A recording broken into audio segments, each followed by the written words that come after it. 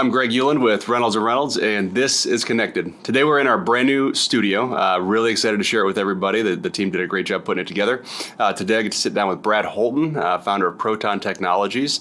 Brad knows his stuff when it comes to dealership IT and cybersecurity. He's been doing this for a long time, so really looking forward to the conversation. Brad, thanks so much for flying in and sitting down and talking. Sure, thanks for having me here. Looking forward to it. Yeah, absolutely. So, Brad, recently Reynolds acquired Proton. We're very excited about it. I think you are as well. Absolutely. Yeah. Should be a great fit. But to start, can you just give a little background? What do you do at Proton? Where are you guys headed? Where do you see the future? So, we manage IT, we manage cybersecurity, just about anything related to technology for a dealership. We started about 2014. We started off, just kind of doing that low-level IT support that every dealer needs, fixing printers and troubleshooting networks and making sure the PCs work. And over time, we kind of evolved and realized that it's not just, IT, but cybersecurity is really, what dealers are either interested in or what they should be interested in. So we started evolving and really growing the company, and over the last few years, we've shifted from, focusing on kind of that everyday IT, which we still do. We've got a great team that does that, but really building out our cybersecurity platform because that's what dealers are really, getting hit with, every single day. And focusing on keeping ransomware out and keeping things operational and kind of protecting from loss of wire transfers and just all sorts of crazy stuff that dealers deal with every day. So we kind of started really focusing on that and building that out, and that's been quite a journey for us in the last couple of years. Yeah. So we've just been perfecting that and becoming as best we can at that and growing the company, and it's been an insane journey. We've been averaging probably 30 to 40% growth each year in the last couple of years. Yeah, that's crazy. I mean, that's crazy growth. And that's where I think we're most excited from a Reynolds perspective is being able to help scale a little bit, right, with our footprint and our feet on the street and being able to grow even faster, right? I mean, the demand is clearly there, and it's something that we're excited about too. One of the things that we really kind of, just got really excited about right out the gate, it was meeting with the security team here and saying, okay, you guys already have a cybersecurity team that is doing a phenomenal job of really kind of protecting the DMS data and the customer data. And we want to take that and then take our cyber team and put them together. And it's crazy when you get guys that do that for a living together, right? Because the stuff that we all talk about is like stuff nobody else would ever talk about at a cocktail party or something. It doesn't happen, right? But everybody gets excited, and they're running sandbox environments and ways of testing this and testing that, and trying to get our hands on the latest things that hackers are using, and then figuring out how to reverse engineer it and how to protect against it. So we've really enjoyed kind of putting our cyber teams together just in the last few weeks that we've been working together. Yeah, and seeing the energy that comes out of minds talking about different ways of approaching problems and finding solutions. That's been a lot of fun. That is fun. Well, and you get like-minded people together. It's amazing what can happen, and that's one of the things too, and especially in the dealer world, but I think just in the business world in general, especially a smaller business, IT and cybersecurity, it's not one of those things that is always present and top of mind, right? It's usually something happens to you, something happens to a buddy, something breaks. There's something that triggers it to be top of mind. It's one of those things where you set it up, you forget it, and then when something goes down, you make a phone call, or if heaven forbid, there's some sort of cyber incident, then you freak out and figure out what to do.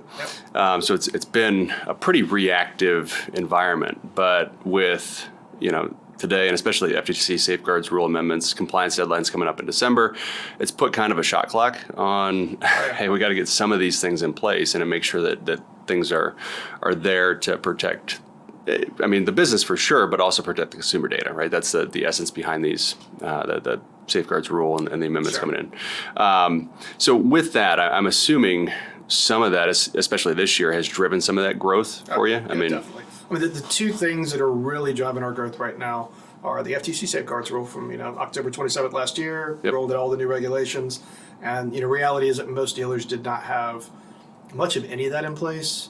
And certainly not, over 50% of it. Very, very few dealers had most of that in place. Well, and when the safeguards rule first came out, it was really high level. It provided good guidance, and it was 20 years ago. Sure. But it provided good guidance, but there wasn't a lot of specificity to it. And so these amendments have really provided some of that. They have, and they've gotten very specific on, things like vulnerability scans and penetration testing and, multi-factor authentication and all those buzzwords that everybody doesn't know what they mean. Mm-hmm. So it's put teeth to that. It's still nebulous close enough that there's a lot of, kind of questions and trying to figure out exactly what qualifies for, protection in certain situations. But kind of having that come out, and then at the same time, dealers are getting hit by cyber insurance premium adjustments that are upwards of 100 to 300% annually. I mean, we're seeing 300% year-over-year adjustments. It's insane amount of cash that people are having to outlay just to get insurance, and of course the OEMs are starting to require it too. So we're seeing a lot of motivation, about cyber focused on number one being able to even get insurance, and then number two being able to actually get decent premiums. Because it's a huge difference. If you don't have all the stuff that Safeguards requires, it's kind of very similar line to what the insurance companies are requiring. And so if you don't have those pieces in place, you're either not getting insurance or you're getting very heavily rated insurance. I mean, upwards of 200 times the premium or 200% of the premium. So kind of going through that exercise and say, okay, this is what's going to get us Safeguard compliant, and this is what's going to get our insurance company happy. All of a sudden, you bring the insurance premium down, and then you wind up, getting FTC compliant about the same time just by doing all those different things. Yeah. So when you think about the insurance, that's an interesting one, kind of a little rabbit hole to go down, because it's, it seemed like, at least, and you're much closer to it than I am, but a lot of the providers and even the big insurance providers started getting into this space of cyber insurance, and then ended up kind of getting burned in a lot of cases. They weren't charging enough for premiums, and in the cases of ransomware, as an example, the asks were so high, and then these insurance companies were losing money on these policies. That's exactly what happened. 5 or 6 years ago, everybody started getting into the space, and the application was one page. Do you have a dealership? Yes. Do you make money? Yes. What's your address? Yes. Can you write a check? Yes. Okay. You check all those boxes, you're done. That's it. And as a result, you look back at kind of a big shift, I think, was the pipeline, the Colonial Pipeline when that happened, and there was a massive outlay of that. The meat plant happened right after that as well. And those two things kind of caused a paradigm shift in underwriting thought process within the dealership, within the insurance space. So now we started seeing everybody shift, going, wait a minute, we've completely misjudged our exposure here. Completely misjudged our risk. And as a result, you're right, they're losing their butts on exposure there. So now they've come back and they've gone exactly the 100%, 200%, 300% the opposite direction. Now they're charging massive premiums to try to, either make that back or to protect themselves, from exposure that they don't understand. So it's definitely a different world now. And now the application, by the way, for an insurance is upwards of 6, 7, 8 pages.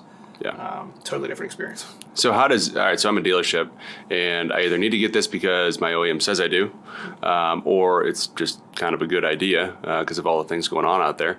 That 6, 7 page application, who handles it? Like what? Because if I'm a business owner and I get that, it's like I don't know how to answer these questions. Nobody ever does. Like we actually have a dedicated person that's most of their job is just answering those every single week. Oh, really? Our clients get them, they send them into us, we go through, we do the whole audit, we say, okay, here's everything we've got in place, here's the things that we're putting in place right now, and here's where you're at on everything. Boom, here you go. They send it back. But yeah, to your point, if you don't have a team in place that already has all these things done, and this insurance document shows up, and you don't know where to begin. I mean, even understanding the language. A lot of times we'll take it to their quote in-house IT guy who's actually the service manager or the service manager's brother. That also does he's a porter as well. Whatever. And they try to fill it out, and it just doesn't. And then they can't get insurance. And so then they reach out and say, okay, how do we do this? Where do we start? And we have to have that conversation and say, okay, let's start from scratch. You don't have any basic security structure in place. You don't have any protection of anything. Let's start with the basic stuff and build you up from there, and then get your environment hardened, and then we can qualify for insurance and even well-rated insurance. All right, so I don't know if this is going to be boring for everybody listening or not, but let's dig into just a little bit, maybe at a higher level. But what are those basic requirements? So I'm not an IT expert. Like I know enough to at least have a conversation and be a little bit dangerous. But if you ask me to set up a network and then secure that network, you'd be in trouble. So what are the pieces to that, right? When you go in, again, not in super technical terms, but you go in, you want to set up a IT infrastructure, connect everything, and then protect it. What are those layers? What are those pieces? So there's a couple different approaches. One of them is focused on actual data kind of privacy, right? And it's kind of protecting the data. There's another one that's focused on just hardening the overall network, and then the last piece is kind of reporting and auditing and recording and verifying what you've done. So there's things like having an incident response plan and a written information security plan, that kind of documents everything you have done. right? So that's a compliance piece. It's an in-house guy or some IT professional who's going to kind of gather that data and report back. You've got So are there like templates out there that somebody can grab that? I mean, maybe that's not the right way to do it, Well, but again, yeah. thinking about if I'm going to start from scratch, I don't know. It just seems like So it is pretty hard to start from scratch. Right. I guess there are templates out there, and there are compliance companies that's what they've sprung up to do. That they can kind of help with building out all those modules, and so they'll say, okay, here's all the pre-fillable templates, and you can fill these in and go Okay. with that. So that's kind of that piece, and that's that one people struggle with a lot. One of the pieces of that is vendor assessments. Okay. So you have to send an assessment out to every single one of your vendors that touches your data or touches your network, and get them to reply back and get them to do a security audit. Right. And dealers are struggling with that left and right. 'Cause- struggling to send it out or struggling to get it back. Yes. Okay. getting someone internally, right? I mean, who at your dealership is going to have time to step up and say, okay, I'm now going to spend 20 hours a week, dealing with safeguard stuff Right. for the foreseeable 4 months ahead of me, right? Nobody's got that bandwidth. Right. So is it falling on the controller? Is it falling on the CFO? If you're a small group, you don't have a CFO. Sure. It's not your internet manager. I mean, even your IT manager might not even understand all this Yeah. stuff. So it's quite a struggle there to even identify who internally is going to take ownership. For instance, the language requires you to have a qualified individual that is, called your qualified individual. Right. Now, the original language in the FTC requirements was going to have a CISO, was going to be a security, person who actually has some certifications and requirements, and all that got watered down in the final version. Right. So the final version says, qualified individual with no definition whatsoever of qualified. Yeah. No So certification. No. It's Is that fog a mirror? Is that, what's a qualified? Yeah. So we've kind of defined a qualified individual as the person within the dealership who is going to take responsibility for making sure that all of the, the issues are done. Doesn't necessarily understand each piece of it, but can go to a vendor or can go to, someone else they're going to use internally or however they're going to do this and say, okay, this is the requirement. Have we met this and how have we done it? And be able to kind of, at least, sit down and have an intelligent conversation, an auditor who shows up and says, okay, this is what we've done, and this is the person or the vendor that we've used to do this piece of it. So that's, there's a lot of pieces that are kind of nebulous there that we've had to kind of work through and figure out. yeah. The other pieces are things like, hardening the actual environment itself, multi-factor authentication. Yep. Even that's a little nebulous because it says multi-factor to an information system that contains personally identifying information. Right. Well, if you've got a sales PC on the sales floor that doesn't have any personal information in it, we're not using it for that. Does it need to be hardened? Right? It's part of the network. Right. If the DMS and the CRM and all the other tools you're using, if they all have MFA on them, multi-factor Right. authentication, do you need to have it on the PC itself because all the data is actually going into the third parties? Right. So there's all sorts of kind of nebulous things we're having to work through, and NADA has been a great partner in kind of going back to the FTC and say, what if we did this? Can we get a ruling that this meets the standards, or what if we do this? So there's still a lot of things that people are working through trying to figure out. Yeah. And I mean, we've, from a Reynolds perspective, we've been involved in those conversations too. And it has been a great dialogue as an industry. Everybody's just trying to work together to figure it out because it is, these regulations come out and you say, okay, you got 12 months to be compliant. It's like, all right, well, what exactly is compliant? And what is the what's the penalty of noncompliance versus Sure. compliance right now? It's kind of a question of dealers. We get dealers say, that's the least of my worries right now. I'm not worried about the FTC. Then it comes back and says, well, wait a minute, what about your insurance? Okay, I am worried about that. It's like, all right, well, when we do insurance, we're going to accomplish FTC Yeah. for the most part. There's some things that don't exactly line up, but we can kind of do all this at the same time and make it fairly pain-free to become FTC compliant because you're actually getting all the standards required to get your insurance rated well. yeah. So where are you seeing the biggest gaps between what dealers have today in place and what they need, whether it's for insurance requirements or for the FTC safeguards rule amendments? What are the areas that you see them honing in on, or maybe when you come in or your team comes in, where are the biggest gaps? Well, the biggest gaps that we focus on and that we're, kind of immediately just alarmed about when we walk into a dealership that's a brand new opportunity is the low-hanging, low-level stuff that's not even being done. Okay. We'll walk in and see computers that are running Windows 7 that haven't had any kind of, security support in 3 years. Right. They don't have antivirus, or they have legacy antivirus that doesn't really work against anything modern. That's the part that amazes me. So when you get into this antivirus software and just endpoint protection in general, so putting something on a PC or on a phone or whatever, how quickly that stuff changes and becomes Yeah, obsolete. yeah, The absolutely. updates are it's almost constant. Yeah. So I mean, there's any of the brands that existed. I can't name brands, but just stuff that was common 5-7 years ago Yeah. does absolutely nothing for any of the current stuff. And the reason why, at a very high level, is that the way antivirus typically works is it looks at a database and it looks at a file you're downloading and it looks at the signature of the file and it says, I've seen this before because it's in my master database. That's a bad guy. I'm going to block it. That's typically what antivirus does and not much more. Mm-hmm. The problem is that now the bad guys, for lack of a better word, the hackers, are generating files on demand. So when you go to click a download link, it actually generates the file, adds a little bit of content to it, maybe changes one digit somewhere in a file. So the signature is brand new, it's never been seen before. So when you download it, your antivirus, that's traditional legacy version, has never seen that file before. Mm-hmm. Every single file becomes a 0-day exploit. And as a result, it gets past antivirus all day long. So the modern stuff, called endpoint detection or managed detection response, it uses a totally different process called heuristic modeling. Okay. That I don't want to get too deep. It basically injects itself into everything so it can see literally what's going on. And then we can see every single computer simultaneously. So you can see that one computer is attacking another computer on the network or scanning the network or doing things it shouldn't be doing. Mm-hmm. So it gives you a much more kind of broad, holistic approach to the environment and able to kind of see things that are activities that shouldn't be happening, regardless of whether a file is brand new or not. So having tools like that in Right. place, we're not seeing much of that. Yeah. Walking in and just seeing, like we did a security audit. I flew across the country, it was going to be a cybersecurity audit, and I was done in 7 minutes. Oh, And I walked in, I sat down, I said, just take me to a computer that's not being used. And I sat down to a Windows 7 computer with no security at all, no password on it, I said, all right, let's just try one more. Just take me to another computer that's not being used. And we take another one. It's Windows 10, but it's not much better. Yeah. And I said, okay, I'm done. I've been here 7 minutes, and you guys don't even have like the first 10 things I would audit. You don't have any of them. Yeah. So there's not much point in me spending a whole lot of time here writing a big report because this is just pointless. So they signed up, and we started, kind of getting the basics done, and then building a platform on top of that to Yeah. to getting them 99% hardened up. yeah. So once you have that foundation, then what are the next pieces? So if you're honing in and you go into a store and it's like you got nothing, Right. you get the nothing to something.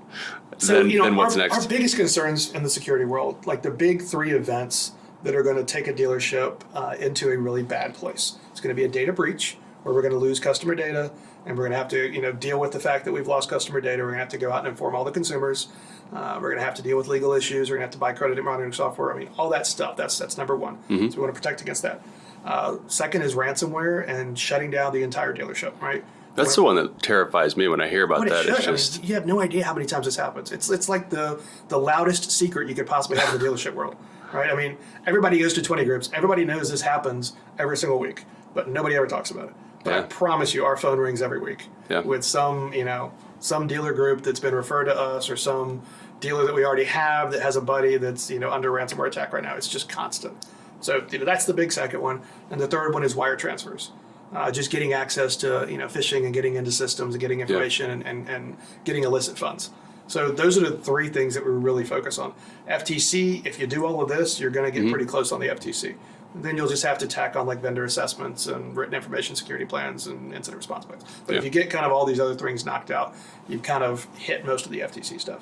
Okay. So that's the thing. We come in, we focus on ransomware protection first. Let's get secure. Let's get the managed detection response.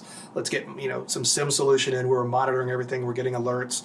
Let's get backups in place, right? So if something does happen, we've got really good backups of everything. So it's not that big a deal. We can always restore from backup. Right. Let's get the data breach locked down to make sure that there's no way anybody's getting in to get access to our information. And then, on the wire side, it's protecting everything as best we could, but it's also doing a lot of business kind of process consulting and saying, okay, guys, if someone sends you an email that you've been buying cars from for 10 years, right. and they say, we're going to change our wire instructions. And here's the new wire account, for those, it's 10 cars you're buying from us right now. And your person doesn't stop and go, wait a minute. I've been wiring for 10 years to this account. Now I'm getting an email that says to wire here. How do I handle this, right? You stop, you call the dealership, you talk to the person you don't call the number on the email. Right. You don't go by the email. All right, you verify in 3 or 4 different ways, because it's a big thing, right? We're changing where we're sending money. Well, and it's a lot of money. Yeah. It's not, I mean, we're not talking about $20. You would right? be amazed. You would be absolutely amazed how many times we get calls where, or we get to be brought in as, kind of consultants on a legal case where, someone has just gotten an email that changes the wire instructions. We had one group up in, it's a single kind of high-end store. that got 2 different emails the same day to change wire instructions, and they'd been wiring the funds out to these 2 different, ones they were buying from for 10 years. Yeah. And they just changed the account and wired off $800,000 to a hacker. So, consulting business processes and financial controls, and then kind of hardening up the environment and preparing for the worst to make sure we don't have to deal with the worst. Sure. Well, and that's one of the, mentioning kind of consulting and that sort of thing. Employee education is one of the requirements in the Safeguards Rule Amendment. So that's one where, and the struggle with that is there's not a cut and dry, do this, don't do this. There's no specific playbook for every scenario because it's changing constantly. But, at Reynolds, like we as employees go through kind of a series of training classes around all the different types of cyber attacks and how to handle things and what to do and what not to do. And so that's a part of what dealerships need to be able to offer to their employees as well. And we do find out it changes behavior over time. I mean, it really irritates them. I got to be perfectly honest. Right? You get service advisors that are like, I can't believe I have to, go to this training, and it's like 20 minutes. It's like, come on, dude, 20 minutes, right? Yeah. And then we send phishing attacks and simulated phishing emails, and they'll click on it and say, you just clicked on, you're going to log into your Bank of America, to change your password. Guess what? You don't even have a Bank of America account. Why are you clicking on this, right? Yep. You don't even have a Bank of America. So you'd be amazed what people will click on, just because they're busy, they're not paying attention, and that's what the scammers are expecting. We actually had a dealer group a while back ask us to do a very focused simulated phishing attack on their dealership group, and to make it automotive specific. So they actually were not a Reynolds client; they were using one of these other competitors. Sure. And so we simulated the competitors perfectly, and we sent out an email to them, and we didn't tell them when it was coming. We didn't tell them anything about it, but we had told them that in order for their DMS to continue working, they had to log in and accept the new terms and conditions, or their DMS was going to stop working in 7 days. Yep. So we called the controller 10 a.m. the morning we'd sent it and said, how's your day going? He's like, oh, man. He said, we're having to go around to the dealership and get everybody to sign into this thing so the DMS doesn't stop working in 7 days. So all we were doing was capturing the usernames that were logged in and destroying the passwords, and we sent them back a spreadsheet. We had like 70% of the dealership gave us their username and password of their DMS. Wow. So, we had so many Easter eggs in the email that we had things did typos, we had misspellings, the website wasn't secure. There's all sorts of things that if you just stopped and looked at it, you said, this doesn't look right. Yeah. Nobody stopped. Nobody figured it out. Yeah, and it's just that constant busy, right? It's that constant grind, and absolutely. And honestly, when you think about a dealership, any retail establishment, but everybody's busy, right? You get in the morning until the time you go home. There's not a lot of sitting around twiddling your thumbs, right? You're it's a retail environment. You got customers in front of you. You're running a business, so. Frankly, it's kind of a good target for those types of attacks because people are you're just distracted all the time. You're busy all the time. So and everything is a fire drill, right? In our industry, we're so ingrained in 30 days, get it done, go, go, go, which makes it really fun and really exciting. But it also makes it difficult to stop and pull back for a second and to think through things. Yep. One of the biggest things we push on our clients is just to stop and ask a question, right? If something doesn't feel right, something doesn't look right, if you notice any little thing that's off, send it to us, send it to, bring somebody else over to look at it. Just take an extra couple seconds, extra 30 seconds, and assess what you're doing. Because it's easy to kind of stop those things before they happen. But once they happen, man, it is hard to put toothpaste back in the tube. Yeah. You create this kind of chain of reaction that, just starts running. Yeah. So, yeah, it's scary. It really is. It's tough. Well, Brett, what else? Any other experiences that you've had that stand out to you? So, taking a step back, right? We talked a little bit about what we got to do, and this stuff can be somber and not all that entertaining. It's a little scary, honestly. Sure. Any experiences that you've went through with a dealer, kind of maybe be side by side with them, just something that might be an interesting story. So I did a presentation at NAD in Vegas, and it was 6 stories of cybercrime. And I had to turn the presentation in June in order to, the presentation wasn't until February, the next year, but it had to be turned in by June. So I get it all turned in for legal review, and by the time I get to Vegas, I've got 6 better stories than the 6 that I've already turned in, right? So I can't talk about those. But yeah, it's amazing how many different types of attacks we see on a regular basis, how many things we get, brought into. We get, just calls constantly with dealers that are in crisis. And, we did one, a couple years ago that got a lot of press. It was a Rigo Auto Group down in Florida. And that one, we're able to talk about that. That's probably out of the 100 plus we've done, that's the only one we're able to talk about because the owner at the time, Jim Arrigo, was very gracious and kind of wanting to make this an experience that everybody else would learn from. He's like, this is what I went through. Yeah. He was very open about it. And to tell you what they did go through when he got I guess we went to go check email on a Monday morning. I think it was like December 9th of 2019, and just couldn't get his email. And that was kind of how it started. And they finally realized that every single thing was encrypted. I mean, everything, 450 devices, servers, just a total meltdown. They could not perform any business function at all in the dealership and wouldn't be able to for, probably at least a couple weeks. Right. We wound up shipping, 150 PCs overnight, trying to get in, and the hackers are still in there. It's kind of almost like this really weird, almost like a video game is the way I explain it. Yeah. Where we're in these systems and we're trying to isolate them and figure out what backdoors have been put in and, get things at least functional. And, there's you see other users that are logged in that aren't us, and it's not dealership employees, and we can tell, we're shutting down, external access to the internet, but then it's in a data center, so we still have to keep some access up. Right. And, you start to go in and you just see all these different things that are left behind. And it's, sometimes it's better to just blow everything out and just wipe the whole environment, wipe the whole network, everything, and start over. Other times, we try to at least, just for the speed of time, right, to get it contained, get it constrained so that we're secure and we can, perform business functions. And then start, kind of wiping and reloading things and whatnot. But kind of going through that with them and, watching how simple it was. It was just an email that a guy clicked on. Right. That he thought was an email from his coworker. It wasn't.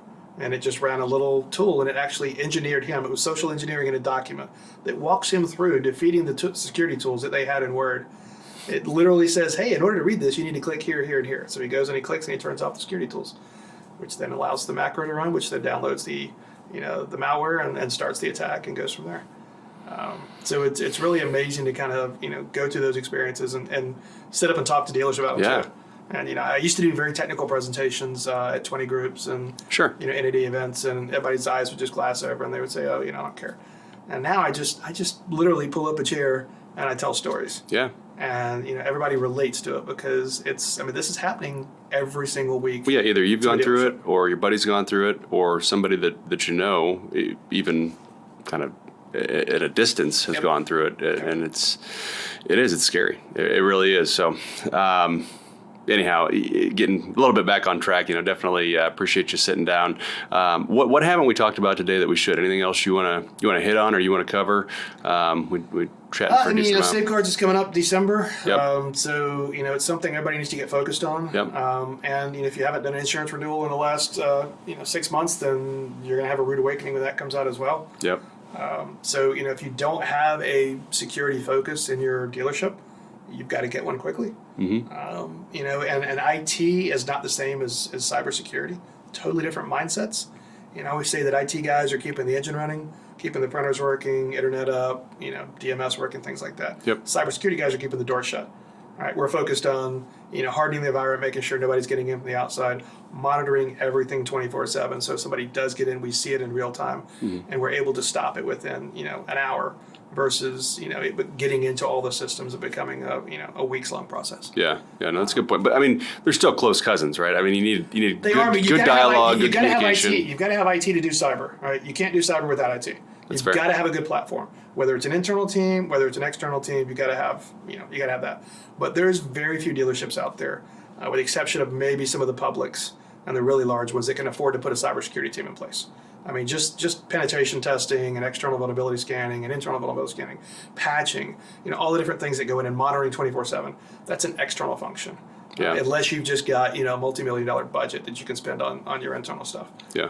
So getting dealers to understand that, just because you have an IT guy doesn't mean you're even anywhere close to being FTC compliant or to even being secure from a cyber breach. Yeah, and that goes to your point. Concepts. Yeah, and that goes to your point earlier too about just changing so rapidly, right? It's just every day there's something new. Every day there's Yep. something new. So being able to have the bandwidth Sure. to constantly test and constantly figure things We out. work with a ton of dealers that have an in-house IT guy or even, upwards of 6 or 8 guys.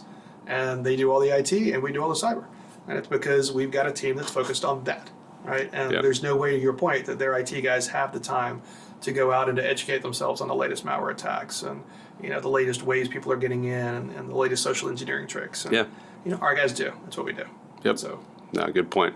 All right. Well, Brad, thank you so much for joining. Sure. Brad Holton, Proton Technologies. Love having you as a part of the Reynolds family. Excited for great things to come. Me too. Obviously, if you need anything, don't hesitate to ask me or anybody else. I might not be the best to offer install help, I was going to say, I'm putting you to work in the field next week.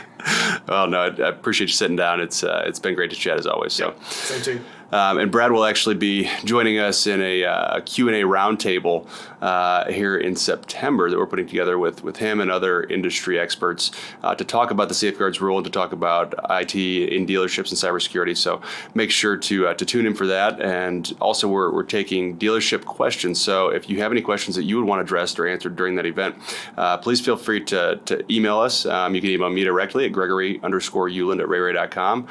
Feel free to send us a direct message on any social channels too. Thanks so much for watching and have a great day.